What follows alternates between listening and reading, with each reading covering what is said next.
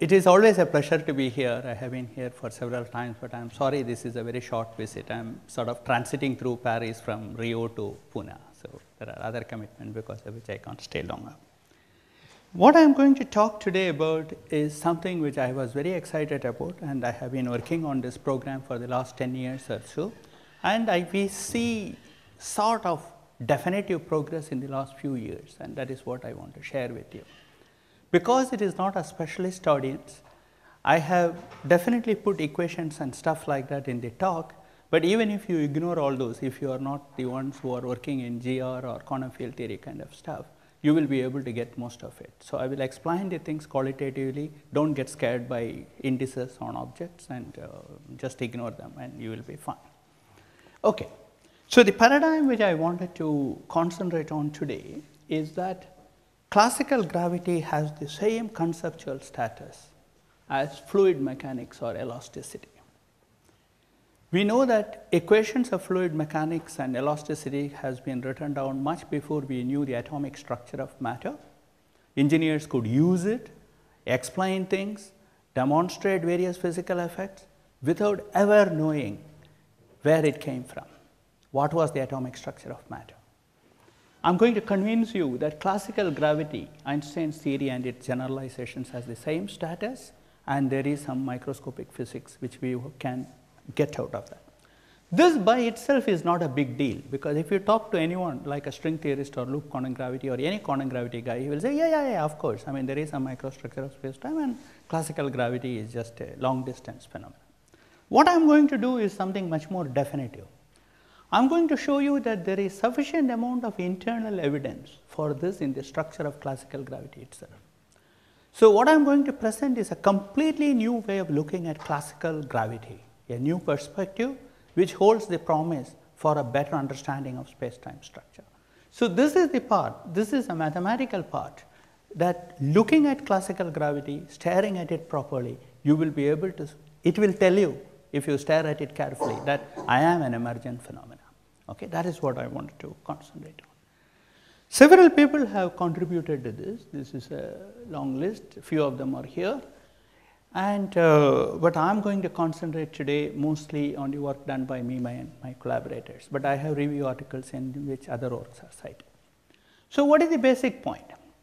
The conventional view is that you think of gravity as a fundamental interaction, and then you know that a part of gravity is encoded in space-time thermodynamics. Everyone is familiar with the idea that black holes have a temperature and entropy, but it is much more general than that. I mean, there are lots of thermodynamic features which emerges, and people believe that you go from here to here. What I want to tell you is that the right way to look at it is this. You want to change this into this. You want to start from space-time thermodynamics and derive gravity as an emergent phenomenon, and I will show you how it can be done. This is essentially, the bottom line is that gravity arises as a thermodynamic limit of some statistical mechanics of unknown atoms of space-time. And the beauty about thermodynamics is that it is a very stable structure. When relativity and quantum theory changed everything which we knew about physics, thermodynamics did not change. You study quantum statistical mechanics, quantum electrodynamics, you never study quantum thermodynamics. There is no such subject. Thermodynamics is already quantum, it is already relativistic. So you use the power of that structure in order to understand what is going on in the microstructure of space-time. So the plan of the talk is this. First, I wanted to still tell you, have a long motivation as to why conventional approach to gravity has several peculiar features. Then I will go on to describe how the concept of horizons and how they interact with quantum theory and the thermodynamics a little bit. I will introduce a concept of entropy density of space-time, maximizing which I will give you a complete alternate paradigm to arrive at classical general relativity. So let me start with the conventional approach to gravity, and let me look at it as a critical appraisal. It is something which people know, but I want to look at it in a very critical view.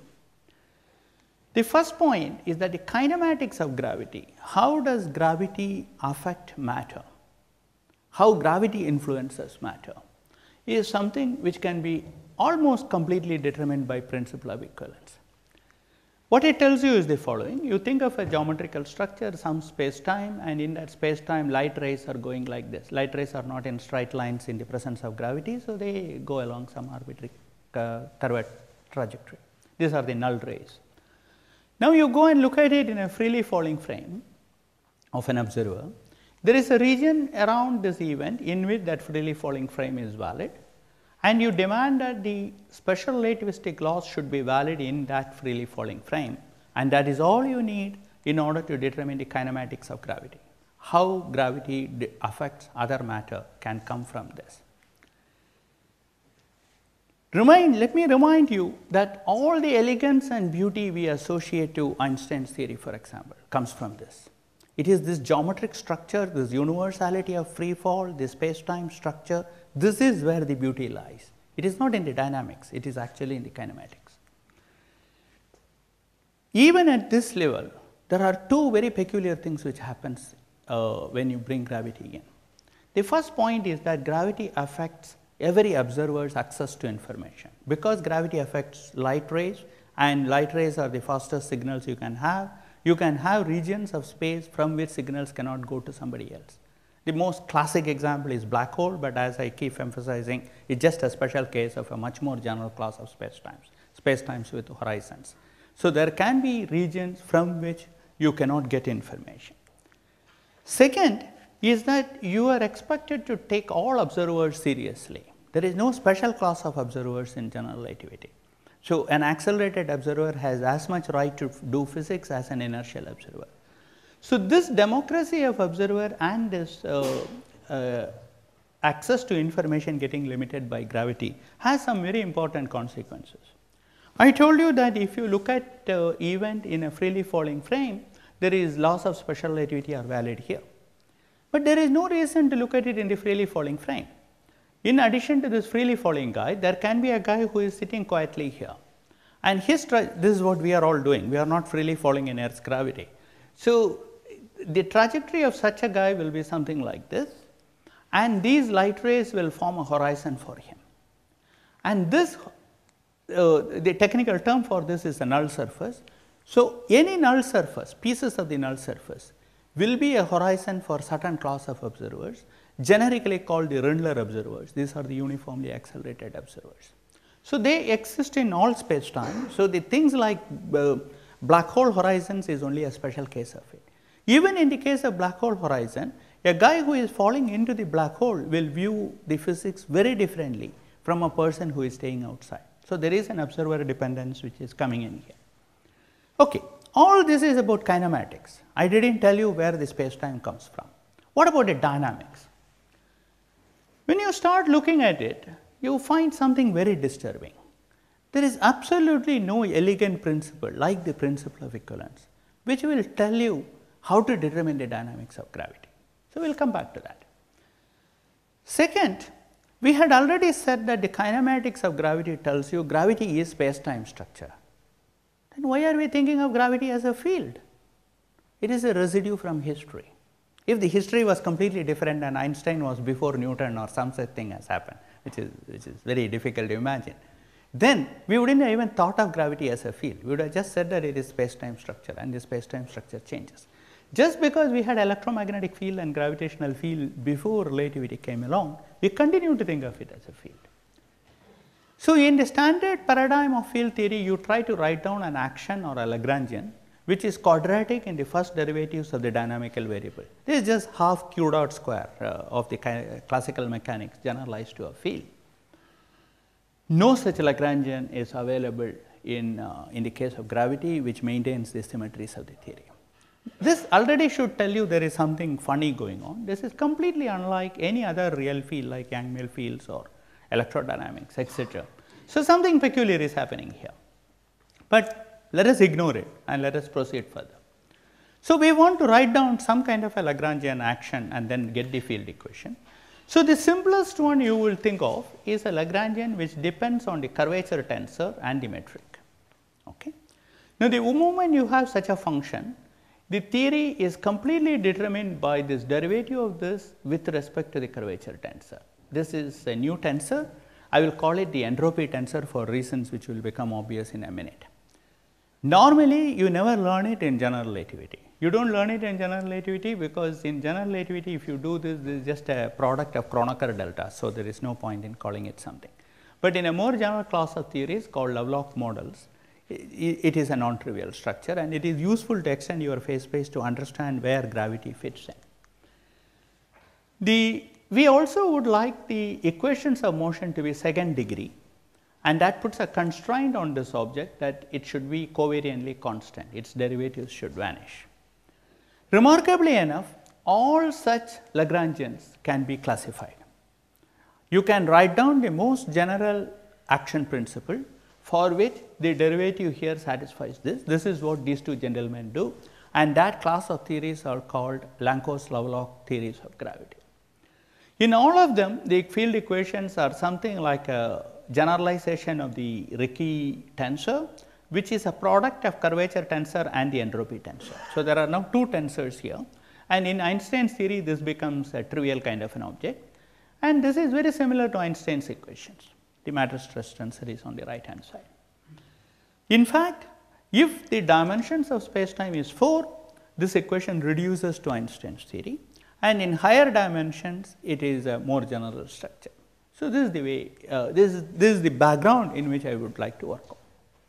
Even at this level, after you have introduced the dynamic, there must be some warning bells which will ring in your head. First of all, the variational principle here requires very special provisions, unlike other theories. This is because all these theories contain second derivatives of your dynamical variables, and you need to do something about the surface terms, etc., in order to do that. The action, if you look at the Lagrangian or the action, it has a structure. This is the structure we all love. It is quadratic in the first derivatives of the dynamical variables, but you also get a derivative of some object here, which will involve second derivative of the dynamical variable. So, you have a surface term and a bulk term. For example, this is true for everything which I am saying is true for all Lovelock models unless otherwise specified. But in general relativity, some of you will know that the bulk term is just the gamma square action, and there is an extra surface term. Just the bulk term can give you the field equations. In fact, in general relativity, if you look at the action in the local inertial frame, you will find that it reduces to a pure surface term. So, in fact, the degrees of freedom lives in a surface of that local inertial frame rather than in the bulk, which again is very peculiar. What is most striking is what I would call the holographic duplication of information. I said there is a surface term and a bulk term, and bulk term alone is enough to describe your physics. But when you look at the structure, there is something remarkable happens. It turns out that the surface term is completely determined in terms of the bulk term by this equation. If you think of this as a dynamical variable q, this is like the momentum p, this is like d by dt of pq. Okay? So, there is something like this which determines the surface term in terms of the bulk term. So, the theory somehow has an interplay between the surface and the bulk, and which is why I called it holographic. And this is all classical general relativity, no quantum theory yet. Okay? And this structure went unnoticed for decades. I mean, very early writings had some hint of it, but it went unnoticed and it turns out that it is very important. The most important feature about all these gravitational theories is that all of them are wrong. Okay? Now, usually people say they are incomplete, but there is a very polite way of saying it is wrong. That is because all those theories, almost all these field equations you can write down, certainly in 4 dimensions, has singularities. And at singularities, the theory breaks down. So, the theory has to be embedded in a bigger theory. So, the theory cannot be right by itself.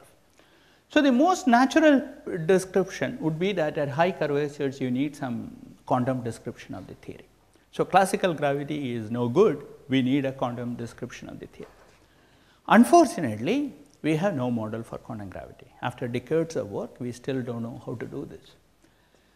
So, this motivates me to look at the points of contact and conflict between quantum theory and gravity, with a hope that if you can't come bottom up from quantum theory to classical theory, let us try to go top down and let us see what we know, and let us just go poking a little bit into regions where they come together and ask what happened.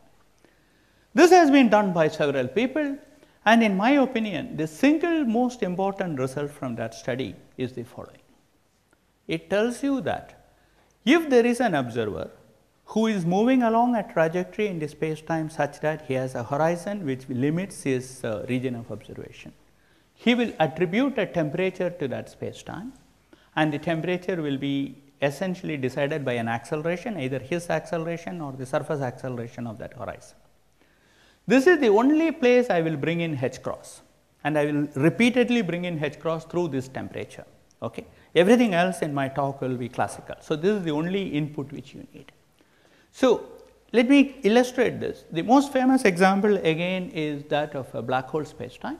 So, here is a black hole and somebody is sitting here, and in the proper coordinate system his trajectory will be a hyperbola like this, and this will be the black hole's horizon. He never crosses it and he will not get information from this region at all. Okay? And he will attribute to a black hole a temperature which is proportional to the acceleration.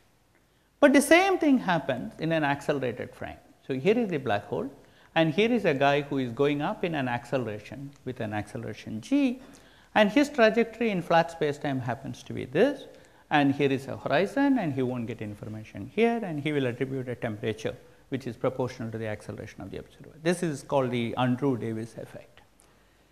So, why are these horizons hot? I do not want to go into the technicality, but essentially it is because there is a correspondence in quantum theory. This is the operator which we use to do time evolution. In thermodynamics, this is the partition function structure which we use in canonical ensemble, and this beta sort of corresponds to IT. So, it turns out that whenever there is a periodicity in the imaginary time, there is a temperature associated with the system. Condensed matter physicists know this immediately. Okay. So, this is a very general result, and it turns out that all the space-times which has horizons like this has a periodicity in the imaginary time. So, let me just try to illustrate this very briefly. Here is a trajectory, and you choose a coordinate system where this is some r is equal to constant and this is some t is equal to constant, then these are the transformation from these x t coordinates to these coordinates, and the metric looks like this. Now, I want to go from the real tau to imaginary values of tau by I tau and real t to imaginary values of t. What happens? Just watch what happens. Cos h becomes cos, sin h becomes sine, and the hyperbola becomes a circle. So, because the hyperbola becomes a circle, this quantity becomes periodic, and the imaginary time has a period 2 pi over g. The inverse of that is the temperature. This is what happens.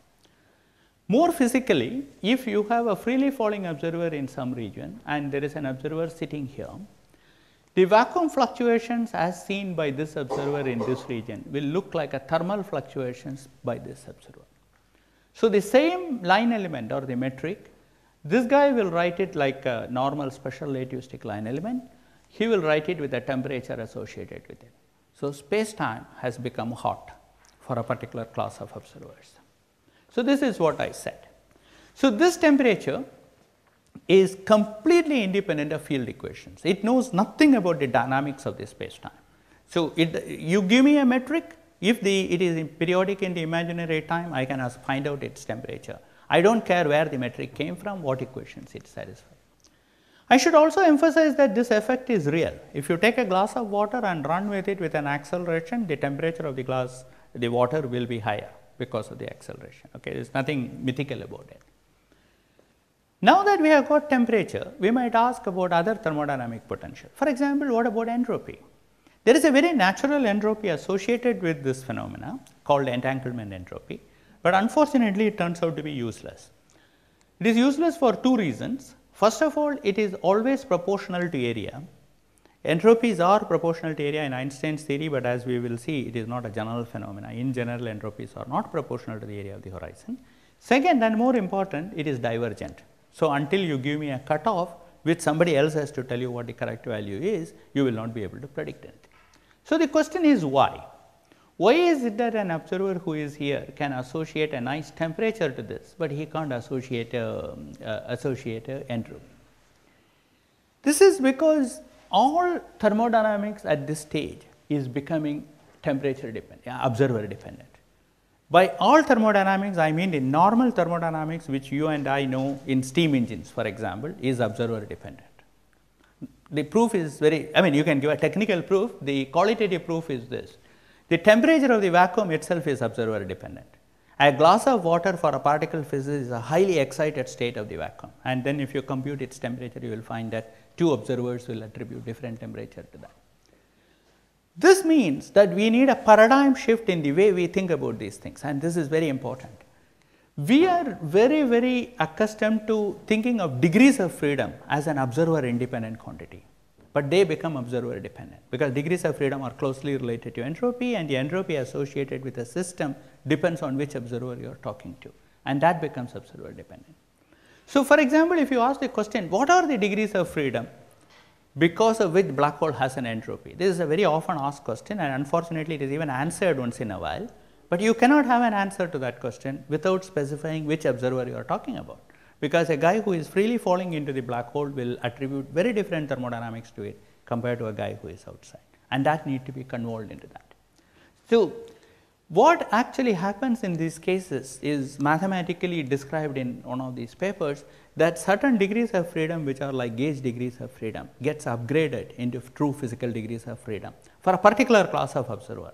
A different class of observer will say, oh, they are gauge degrees of freedom, you do not associate entropy with it. And so, there is a rigorous mathematical formalism behind what I am describing to you in qualitative English. In fact, you can work this out in a very specific well defined case. You take a box of normal ideal gas and you accelerate it. Then you find a very interesting mix between the normal temperature you associate with it and the temperature which comes from the acceleration. For example, when it is very close to the event horizon of a black hole or very close to the Rindler horizon, the entropy starts scaling as the area, not as the volume. So, these things can be demonstrated. Okay. Fine. Now, let us go a bit further and ask what is the entropy of a horizon. So, this is going to be a little technical, but the bottom line is easy. All these theories are coordinate transformation invariant. So, if I take a coordinate and I shift it by a vector field, the theory is still invariant. And this invariance leads to a conservation law of something called the Noether current.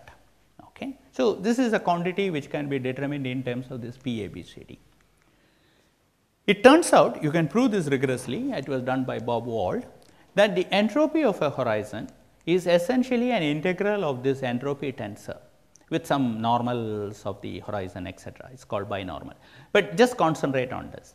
If I know this tensor, I know the entropy, and if I know the entropy, I know this tensor. But remember that the dynamics is completely determined by this. So, if I know the entropy, I know the dynamics. This is exactly what happens in thermodynamics.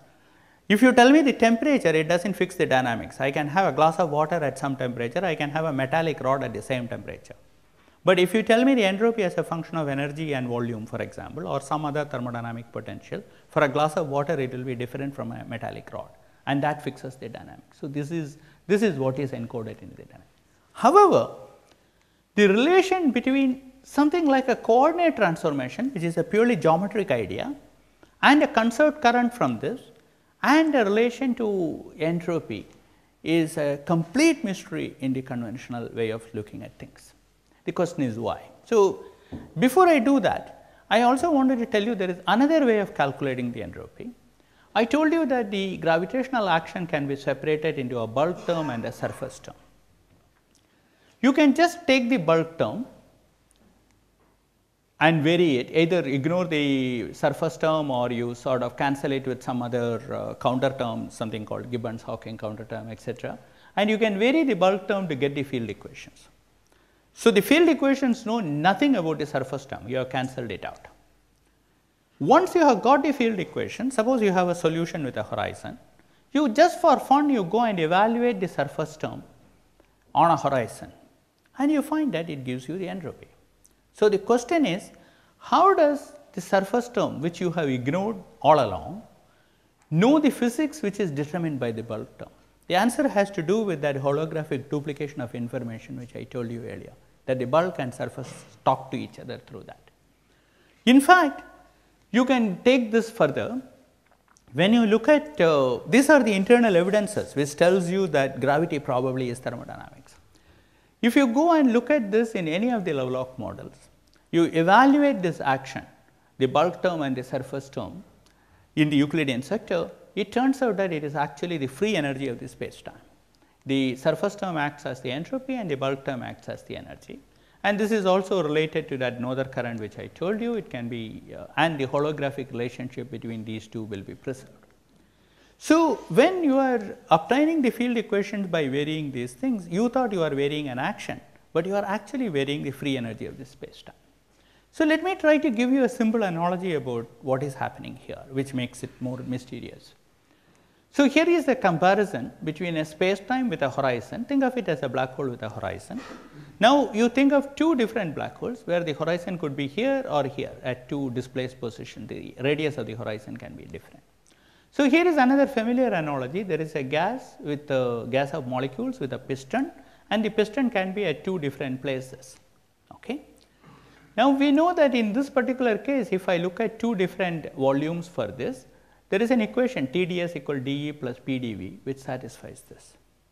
The question is what happens here? I am saying that gravity is thermodynamic. So, what happens here? Well, you can write down the equation satisfied by this system in Einstein's theory, for example, on the horizon. This is the equation. This kappa is the surface gravity here. P is the pressure due to external sources. If it is there are no pressure in the external source, that P is 0. And this is a textbook result. You look at any general relativity textbook, you can write it like this. This does not look thermodynamical at all. Just multiply it by dA, the small decrement in this area. The 4 pi P A square dA becomes P into dV. This quantity on the first, you can put a h cross on numerator and h cross on denominator by hand and read this off as the temperature which I told you. As I told you, the only place I will bring in h cross is through this temperature. Then the remaining thing has to be ds and dE. So, you can immediately read off the entropy and the energy of the system.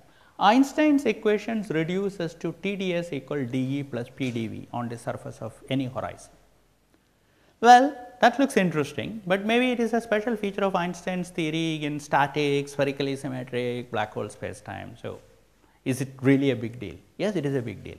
After this work was done, people looked at a whole lot of examples. This is a sort of a small sample of place. For very many different kind of theories like 3-dimensional BTZ, LANCZOS-LOVELOCK theories with static horizon, dynamical horizons, even Horowa-Lifshitz gravity. In all these cases, you can prove that the field equations reduce to TdS equal dE plus PdV on the horizon. So, if field equations of a gravitational theories reduce to a thermodynamic identity on any horizon in a very wide class of theory, I find that sufficiently convincing reason to believe that we are looking at gravity the wrong way around. Okay. It should be thought of as a thermodynamic limit. This is the first example. Now, let me give you one more example. This is of some importance in this region because it was first done by Damour. Damour and following him various other people like Kipton and Price etc. showed that in the case of black holes, the black hole horizon can be thought of as a dissipative membrane with some thermal conductivity, bulk viscosity, shear viscosity etc. And the Einstein's equations can be reduced to Navier-Stokes equation for this. Very recently, I could generalize this result to a much wider class. The statement of the theorem is the following. You take Einstein's equation and project it to any null surface in any space-time, no black holes, no horizons etc., any null surfaces or horizons for some observers, and look at it in the freely falling frame and it becomes a Navier-Stokes equation. So, this is the second example. First I told you that in equilibrium conditions, the Einstein's field equations or any gravitational theories field equation reduce to a thermodynamic identity. Now, I am telling you that even in time dependent cases, if you project the equations onto a null surface, it becomes Navier-Stokes equation, exactly Navier-Stokes equations. So, Navier-Stokes equations has underlying degrees of freedom from which the fluid theory comes up, and this is remarkable. This strongly suggests emergent behavior, and there has been quite a bit of work from string theory motivated things getting similar results. It is technically somewhat different from that, but it is very closely related to it. So, the question is, why does this happen? My answer is that gravity is the thermodynamic limit of the statistical mechanics of some degrees of freedom. Okay. So, that is the approach which we should take. So, if that is the case, then let us go and ask how historically the statistical mechanical ideas developed, and maybe we can get some lessons out of it. So, historically Boltzmann is the one who started it all, and what he said is very simple. He said if you can heat something, it must have microstructure, okay, and you can heat up gas. If you read the history at that time, it is very fascinating. Everybody knew that there is something like heat. Even caveman knew that hot substances, you better not touch it.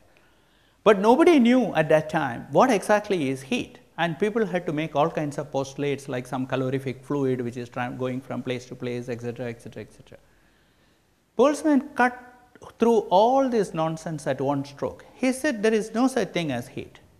There are microscopic degrees of freedom. What you thought was a fluid or a gas is not a continuum, it is discrete, and these discrete degrees of freedom has normal mechanistic energy, and that is what you call thermal energy. What is more important, he gave you something very quantitative. He said that, this is the way to interpret this properly in our context. He said that if you want to store an amount of energy delta E in some material at a temperature T, you need this many microscopic degrees of freedom. This is a very nice equation when written like this. Just think about it. Delta E is a purely thermodynamic variable. Temperature is a purely thermodynamic variable. So, the right hand side is purely thermodynamic. Left hand side has absolutely no interpretation in thermodynamics. It is a statistical mechanics quantity. In thermodynamic limit, it goes to infinity. So, if you know the thermodynamics, you can determine at least something about the statistical mechanics.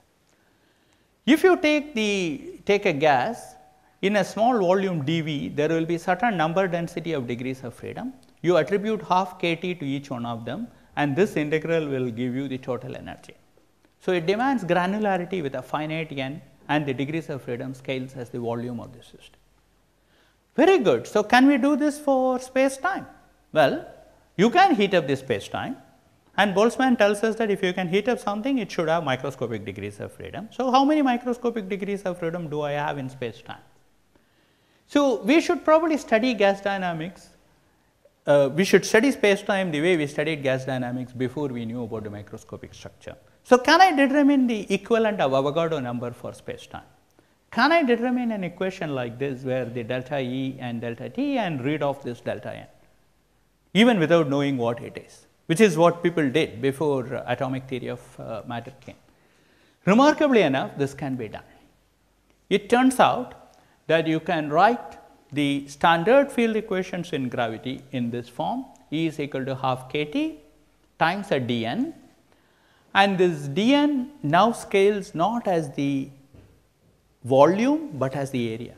It is holographic. The degrees of freedom scale as the area of the bounding volume, and it is again determined by the entropy tensor, which is what you would have expected, because the degrees of freedom should contribute to entropy. So, the actual result will be like you take the Andrew Davis temperature and multiply by dn, and dn is dn by dA times dA, dn by dA is this quantity. In Einstein's theory, it is very simple. So, let me concentrate on that. It tells you that there is this fundamental constant Planck length square, which is a unit of area.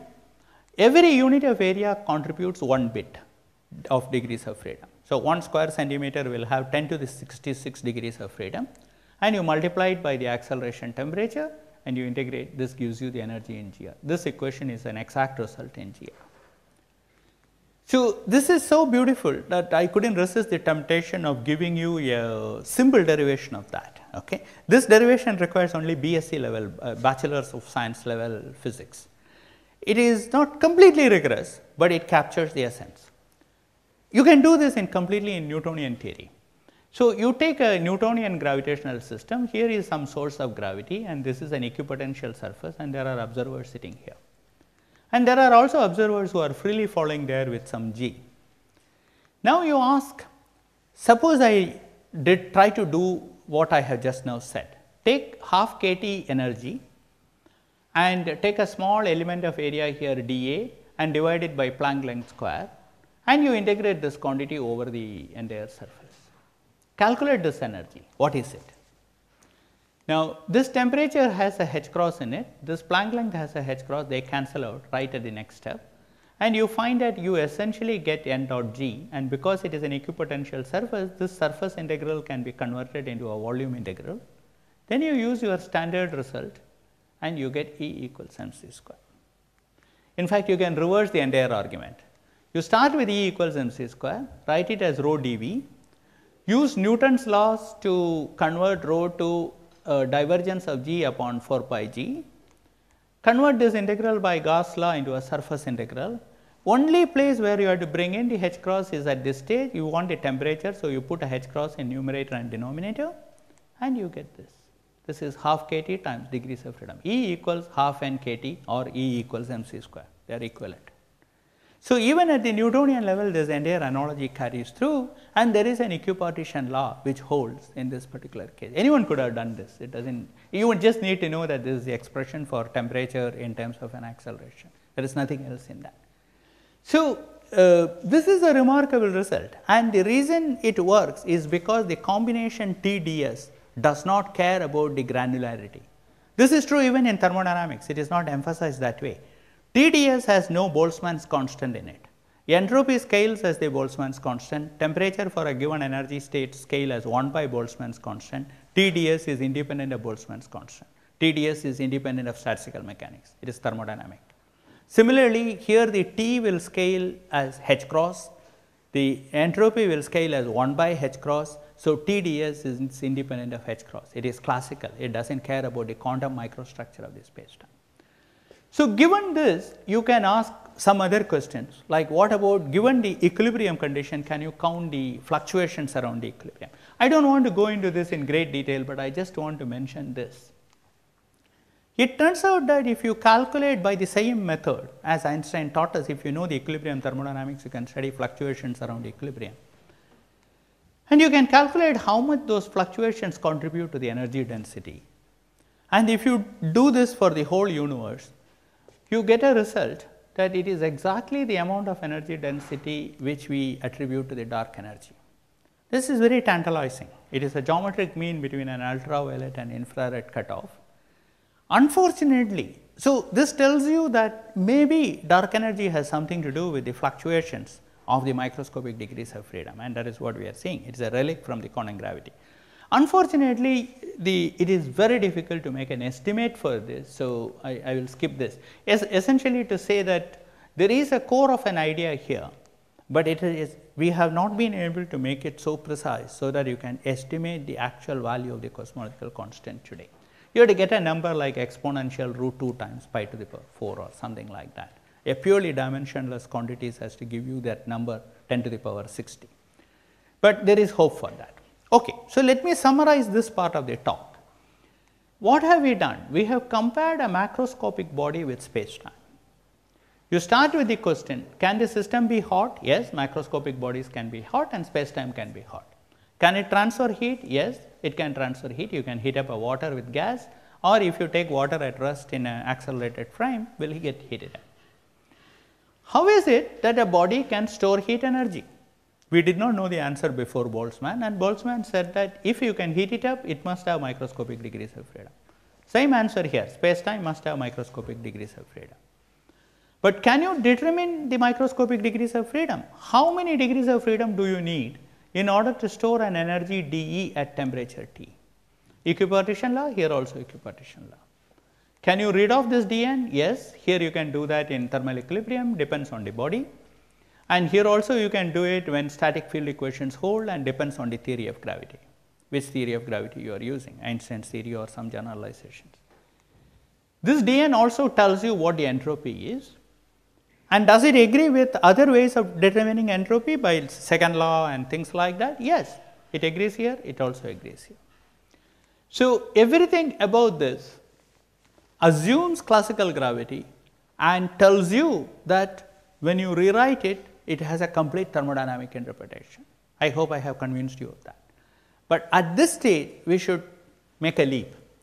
If that is the case, then there must be a complete alternate way of looking at the thing. How do we do in normal macroscopic body? In normal macroscopic body, you do not wait to write down the full quantum mechanical Hamiltonian and get its limit. You just say that give me a thermodynamic potential depending on the context, entropy, free energy, enthalpy, whatever you have, and you extremize it and you get your dynamics. So, you should be able to do the same thing in gravity. You do not need all these metric and varying the metric in an action and thinking of gravity as a field and all these sort of things. You should have a completely thermodynamic way of getting Einstein's equation. I want to show you how to do that. So, what you want to do is to have a thermodynamic potential in terms of some degrees of freedom, and you want to extremize it for all class of observers who attribute this thermodynamics to get the field equations. So, what is the, so let us go through it a bit slowly. First of all, you have these thermodynamic potentials, any one of them, entropy, free energy, whatever, and even in standard thermodynamics, they are a connecting link between the fundamental and emergent descriptions. The fundamental description is in terms of microscopic molecules and the Hamiltonian for the molecules, and the emergent description is completely thermodynamic, and these potentials connect that. Now, the nature of these variables as well as the this potential in thermodynamics depends on the material bodies. Here it will depend on the class of observers you are talking to. Some observer will attribute an entropy, some observer will not. So, it depends, there is a new level of observer dependence in the theory. So, we need a thermodynamical principle and we want to extremize it for all class of observers in order to give the field equation. So, let me try to orient you as to how to do this before throwing in the mathematics. The idea is something like this. Very long back, this is what started the entire black hole thermodynamics. John Wheeler asked his graduate student Bekenstein that if I have a black hole horizon and a hot cup of tea and I chuck this hot cup of tea across the horizon, then I apparently reduce the entropy accessible to the outside observers, and that looks bad. So, Bekenstein came back with the answer that when you do that, there is a entropy associated with the horizon which goes up, which should be proportional to the area, and then everything will be fine. But we can do something slightly different. You do not have to chuck cups of tea into the horizon. Instead, you can think of a virtual displacement of the horizon normal to it itself, and that can just take care of engulfing this tea. So, you want to associate the thermodynamic potentials with these null vectors which are normals to the horizons. This is exactly what you do in theory of elasticity if you have studied that. It's unfortunate that we don't teach the modern day children theory of elasticity at all, I mean at least not in India. But it is a fascinating subject, and the way it is done is that the beginning would be just you take a solid and you are distorting that solid. When you distort the solid, this point x goes to some x bar. So, there is a displacement vector. All that you do is to get this displacement vector and associate thermodynamic potentials which are quadratic in the derivatives of these displacement vectors. So, you can do the same thing. You start with a null surface, and when you do space-time diffeomorphism, most of the time nothing happens. But if you start tinkering with the null surface, you are affecting the information content. Information is related to entropy. So, these kind of displacement, distorting this null surface into something like this should cost you some entropy. So, what you want to do is to associate a thermodynamic potential with it, which is quadratic in this form. So, you can do that. So, you write down a potential like this, and you can keep arbitrary tensors here, but eventually it will turn out that this is the entropy tensor of the theory and this is the matter stress tensor. So, I have used the same variables. You write it down and you say that you are going to extremize this entropy density for all null vectors, all observers simultaneously, and that should lead to your second order field equation. It turns out that you can uniquely fix this to be the entropy tensor of a LOVELOCK model, and this as the stress tensor. And now there is a nice interpretation to these conditions. These conditions are the covariant conservation of these two quantities. It essentially tells you these are the elastic constants of space-time, and they are constants in the sense that their covariant derivatives vanish. So, you write this down and you extremize this for all null vectors, and you get the field equations of the LOVELOCK theory, except for one arbitrary integration constant, which is the cosmological constant, which cannot be determined by that. What is more important in some sense is that after you have done this extremization and you have got the field equations, you can go and calculate the extremum value of this functional. You maximize the function to find where the function is maximum, and then you can calculate the value of the function at that point. That gives you back the entropy of the horizons in the theory. This is a very non-trivial consistency check. The formalism was not designed to reproduce it, and it is it's not an accident, but it is an important consistency check which it passes. If you are working in d is equal to 4 or at the lowest order, this gives you exactly general relativity except for a cosmological constant. The equation becomes this is equal to 0 would have been Einstein's equation. Now it tells you that it projected to null vectors is equal to 0. The important new feature here is that this has a new symmetry. If I take this energy momentum tensor and I add to it a constant times GAB, the GAB gets annihilated by on a null vector. So, the shifting the 0 point energy of the matter fields is ignored by gravity. Gravity does not couple to bulk vacuum energy anymore. This has always been thought of as a major problem, that gravity feels the 0 point of the energy and you can shift it around. You can when you look at it from a thermodynamic perspective. Thermodynamic perspective, classical gravity does not couple to the gravity. So, if the cosmological constant has been 0, this would have given you the most elegant explanation for it. I should have done it 25 years back. Unfortunately, we now know that cosmological constant probably is not 0, and that comes because this symmetry is a classical symmetry, and it is well known in many particle physics examples that quantum corrections break the classical symmetries. And it is that breaking which leads to a very tiny coupling between the gravity and the vacuum energy, and that is what we see as dark energy. So, let me try to summarize what I have said in the form of a diagram and in the form of a text. I am almost at the end of my talk. Okay. So, you start with principle of equivalence, and the principle of equivalence gives you 3 important points. This is standard stuff. First, it tells you that gravity is geometry. The kinematics of gravity can be determined entirely in terms of space-time geometry. It tells you that the light cone structure is affected by gravity. Because light cone structure is affected by gravity, there is going to be causal communication between events are going to be determined by gravity. And it also tells you that you can use any coordinate system and any observer. There is democracy of observers. Now, the fact that light cone structure is affected by gravity immediately tells you that there are observers who will have horizons, who will only see part of the space-time. They can't access the rest of the space-time. And the fact that all observers are equivalent tells you that to every horizon you have to associate an entropy. Now, the democracy of observers also tells you that the theory is invariant under distortions of the space-time solid, so to speak. You go around pushing and pulling the space-time solid in this form, and that leads to a conserved current. This conserved current, which is related to the entropy because this affects the information content, tells you that the space-time has an entropy density coming from the microscopic degrees of freedom. We do not know what the microscopic degrees of freedom. We are doing space-time physics exactly the way physicists were attacking gas dynamics before we knew the atomic structure of matter, from top down.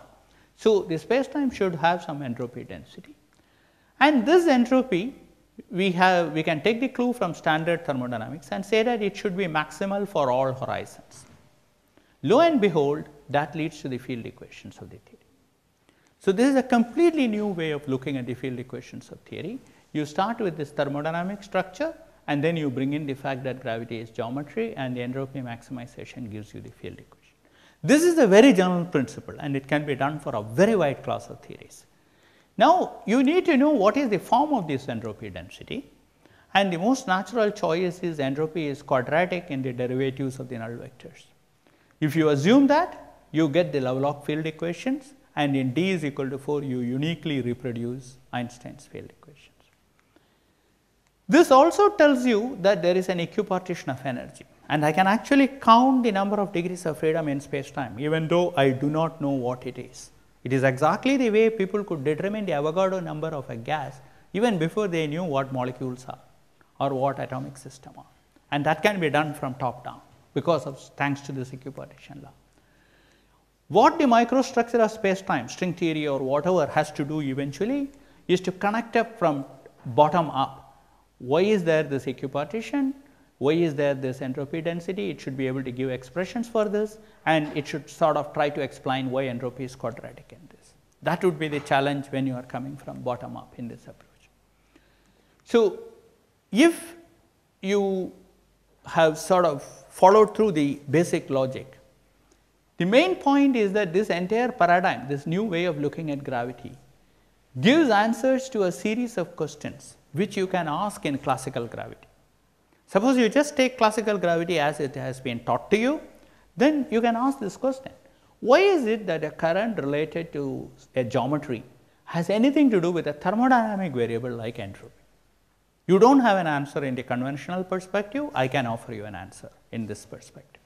Similarly, for all other questions, how come Einstein's equation reduced to a TdS equal dE plus PdV on a horizon? Why should it do that?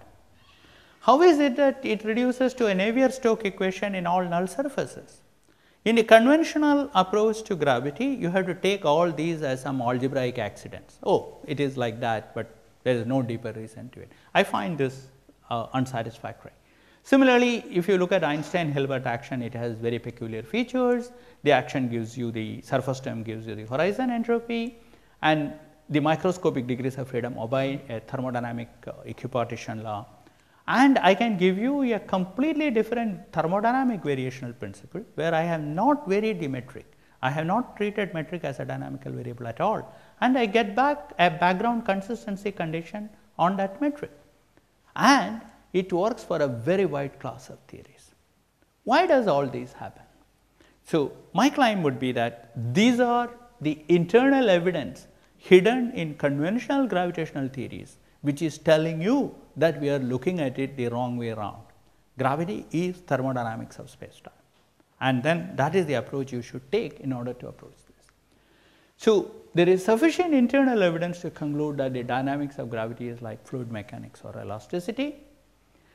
This deep connection between gravity and thermodynamics goes well beyond Einstein's theory. That is why I wanted to talk about Lovelock theories. So, finally, it may turn out that Einstein's theory is the correct theory, and d is equal to 4 is the correct dimensions of the space-time. I have no quarrels with it, but it is nice to expand the phase space, look at a wider class of structures to understand that there is nothing special about Einstein's theory. This happens in a very general case. And the deformations of the space-time medium, when you are pushing and pulling the space-time, by and large it does not do anything. But because you are distorting the null surfaces, you affect the information content, and the extremizing that entropy gives you the field equations.